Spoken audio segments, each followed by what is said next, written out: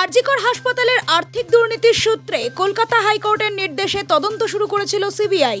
2024 সালের 29শে নভেম্বর আলিপুর আদালতের চার্জশিট জমা দেয় সিবিআই। সেই চার্জশিটেই অভিযুক্ত সন্দীপ ঘোষ, আফসার আলী, বিপ্লব সিংহ, সুমন হাজরা ও আশিস পান্ডে পাঁচজনেই বর্তমানে জেলবন্দি অবস্থায়। অভিযোগ ছিল আরজিকর হাসপাতালে 3 বছরেরও বেশি সময় ধরে বিভিন্ন চিকিৎসা সরঞ্জাম কেনার নামে টেন্ডারের ব্যাপক দুর্নীতি চলে। আর এবার তাই আরজিকর মেডিকেল কলেজ ও হাসপাতালের আর্থিক দুর্নীতি মামলায় এই 5 অভিযুক্তের বিরুদ্ধে চার্জশিট গঠন করল আলিপুর সিবিআই আদালত।